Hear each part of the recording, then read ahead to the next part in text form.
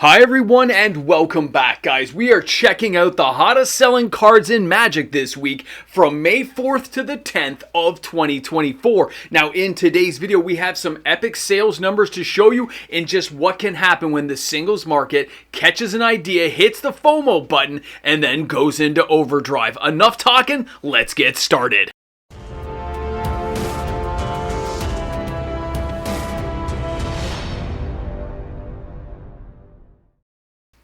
Hi everyone, welcome back. MTG Moxman here. Thanks again everyone for hanging out with me again for a weekly update on the hottest selling cards in Magic. These are your top 10 cards. Now a reminder, if you enjoyed today's video, don't forget guys, like and subscribe to the channel, and of course, if you're shopping for any of these Magic cards, use my TCG Player affiliate link found in the description of this video. It supports the channel and gives us a kickback here for prizes. Now, we are starting out at number 10. With the Mightstone and Weakstone, 1,892 sales and an average price tag of $3.75 or $7,095 in total sales volume this week. That's a lot of sales for a card that hasn't been on this top 10 in well over a year. So what's happening with this card and why are we seeing it sell? Well, let's take a closer look at what it does. It's a legendary artifact that costs 5 to cast. It's a Power Stone. And it says when the Mightstone and Weakstone enters a battlefield, choose one. Draw 2 cards.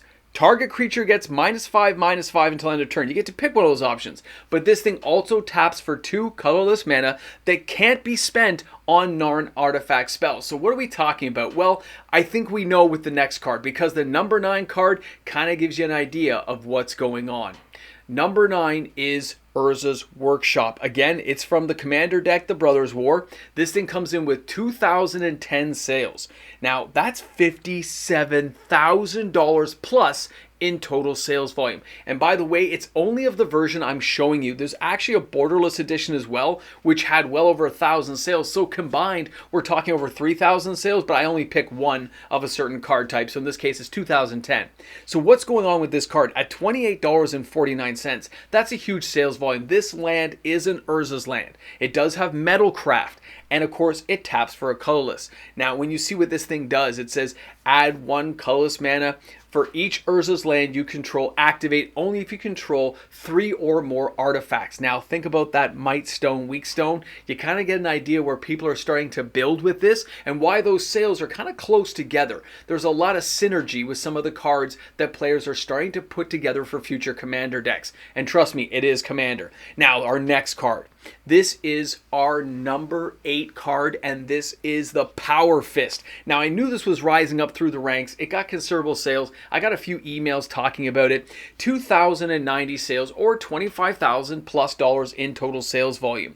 Now, of course, this comes to us from Fallout. It did make the top 10 about a month and a half, 2 months ago when Fallout first dropped into the house. But when you look at the card as an artifact equipment, it says, equipped creature has trample, and whenever this creature deals combat damage to a player, you may put that many +1/+1 counters on it. Definitely a really epic Commander card. And the fact we're seeing the surge, just the volume of sales jump up this week, I actually expect it to be even higher next week.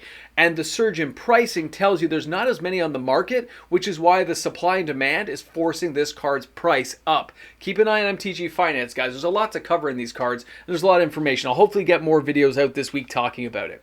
Now, our next card. This is the Vault-Born Tyrant. This thing is still chewing up the ranks as well. This Dino Rider refuses to give it up. 2,304 sales, or $59,973.12 in total sales volume. And they're all near mint, and this thing is a beast. I've now faced this thing numerous times in Arena. Sometimes I come out on top, but if they can make this thing stick on the ground, you have a real problem to deal with. Now, this thing is a creature dinosaur with trample. It's a 6/6. When the Vault-Born Tyrant or another creature with power 4 or greater enters the battlefield, you gain 3 life and you draw a card. And when the Tyrant dies, if it's not a token, you get to create a token. Except that it's also an artifact in addition to other types. Yeah, think about some of that crazy stuff you can do with artifacts, and this thing just comes out and it's swinging at you. This thing's a beast, okay? People making copies of this thing is really getting my donut, you know what I'm saying? All right, guys, let's go ahead and take a look at our next card this week. the Slick Shot Showoff from the Outlaws of Thunder Junction. This guy's coming into the number 6 spot with 3,420 sales, or $35,404.60. This thing's average is still $14.63. It's slipping a bit in price, but it makes up for it in the fact the sheer volume of sales means players are willing to spend the money to get a playset of 4. It's $60 to get 4 of these things still. That is a lot of money, guys, and it's not that readily available, by the way.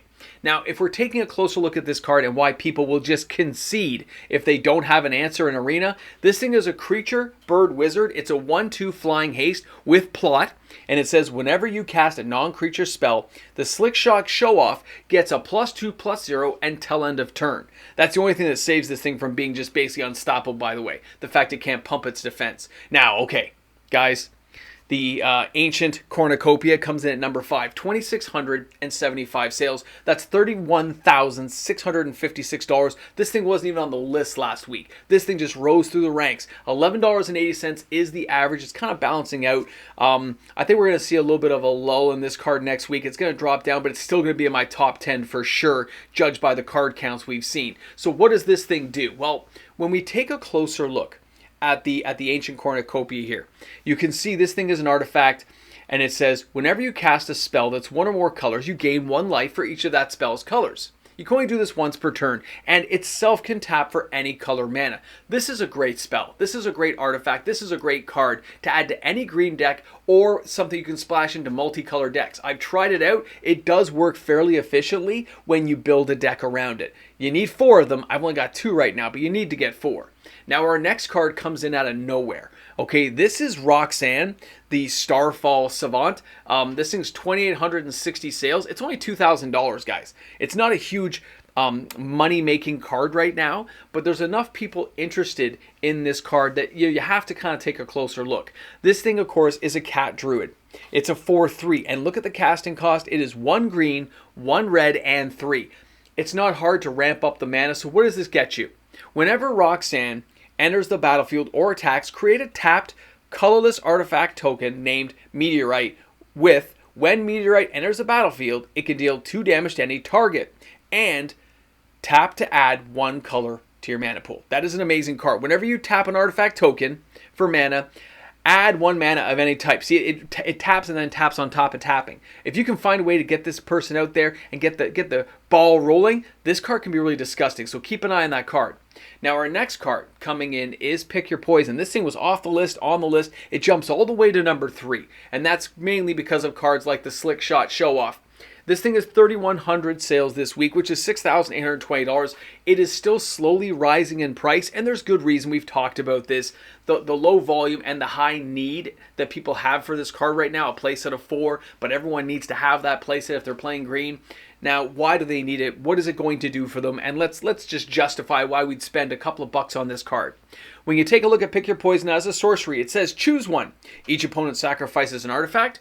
Each opponent sacrifices an enchantment, or each opponent sacrifices a creature with flying. That's what we're here to talk about, guys. This thing has all the answers built into one little cute little egg that just makes you pick your poison. Pick the one that's going to hurt them the most and stick with it. All right, I love that card. Now, last week's number 1 card and the last few weeks is the Lava Spur Boots, but it got knocked out of the number 1 position. It's no longer number 1, it's now the number 2 card. So we have a new number 1 winner. Now this thing is a 1 casting cost card, guys. It had 4,000 sales still, which is still $7,300+ in sales volume. That's amazing. But as an uncommon that's still trickling higher, this thing is going to go over $2.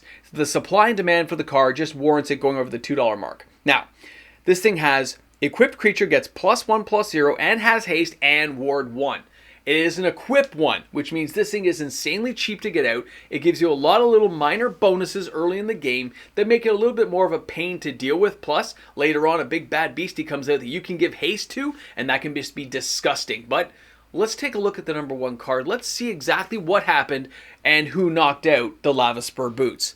Our number 1 card this week was on the list last week, but it didn't rise as high as it has now. This is 3 steps ahead, and there are several reasons why this card is rising in value. At 4,512 sales, it has a massive sales volume, $33,208.32, but the real kicker for this card is its price is finally trending down. It had a big upsurge that slowed down the sales, but now that it's gone below the $8 mark, you have a lot more interest in picking up this card, buying it so you can try it out in some decks, do it in some constructed play, and see what's going to happen. So what does the card do again? Well, it has Spree, and this thing is an instant. It says for +1 and +1 colorless, you get the blue and the colorless, you get to counter a spell. For another +3, you get to create a token copy of a target artifact or creature, like the Vault Board Tyrant. Or another +2, you draw 2 cards and then discard a card. There's a lot of options going on for this card, which make it highly utilizable in multiple formats, including Commander. We can't forget how powerful the Commander format truly is for players.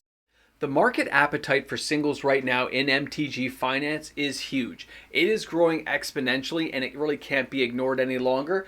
The prices we're seeing are going to continue to trend higher. We're not going to see enough boxes opened, but we're going to see the demand for singles cards continue to grow. This really can't be ignored at this point, as several stores I deal with are now running out of stock of cards. They have demands for new cards, but no way of getting access to them. I expect this trend to continue until larger stores are affected as well, and in things like TCG Player. So keep your eye on this stuff, guys. It's kind of crazy to think that you could run out of cards and you can't get what you want. But if people are not willing to sell their cards back to a store or back to TCG Player or eBay or any other selling format you may use, the idea that you have to raise the buy list and raise the prices and the demand for cards goes higher and everything trickles up, it's an inevitability and it's going to have to be dealt with, but it's not going to be pleasant for the buyer experience. It's going to be pleasant for the seller experience. So keep that stuff in mind. If you own cards that are highly sought after, you're likely to see these prices trending upward, and it is something I want you guys to be aware of, because those cards aren't going to be easy to get back if you need them for what you're going to be building later. So thanks again for hanging out. Thanks for hanging out here to the end of the video. You made it this far. I'm impressed, but can you make it a little bit further? Who knows? Let's see if you make it past the credits. Thanks a lot, guys, for hanging out. I will see you tomorrow for the top 10 reserve list video with the hottest selling cards in the reserve list. And we have some stuff to talk about what's happening after certain events. Okay? I'll see you guys tomorrow. It's going to be epic. Let's go stage left. The Mox Man was once asked, how come you just don't have a generic message at the end of your Patreon video that you just record one time? Why do you record a new message every day? Because I get supported every day, and you loyal patrons out there, my YouTube membership members, you deserve that individual attention. So thanks again for supporting me. Thanks for being here, guys. A new video tomorrow. I'll see you guys then.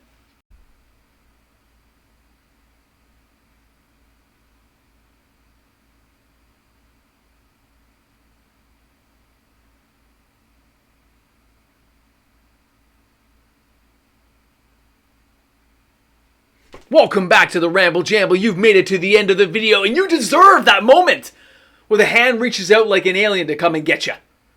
Happy Saturday, guys. I hope things are going well. The market is doing really well. Sales are crazy. Everyone's happy. People are dancing around in circles saying, "Man, Mox Man, do you know we're thinking about opening some more boxes. We're gonna call distribution. We're gonna open some more." I'm like, "You serious? You're gonna open more?" He goes, what can we do? Players have demands. They have cards they want. And do you know anyone who's opening a lot? I mean, seriously, a lot of Modern Horizons 3? Because my pre-order for 500 Urza's Caves came in. 500! It is a very large store, by the way, but they're up to 500. They think they're going to have about 100 total. Oh, it's going to be so hard for that card. I can't wait, man. That thing's going straight to #1. You know that, right? Guys, thanks a lot for hanging out. Yeah, the market's going crazy. Things are nutty. And the best I can put it is people are just interested in a lot of cards right now, and they have all kinds of crazy stuff they want to try out. And a lot of these cards can really be synergized into already existing Commander decks and Standard. I know, people hate to hear that word. Standard is coming back. You know why? Some people are getting put off by Commander now. They want something a little more competitive. They want something that doesn't take as long. It's the way it is. Have a great one, guys. I'll see you all tomorrow.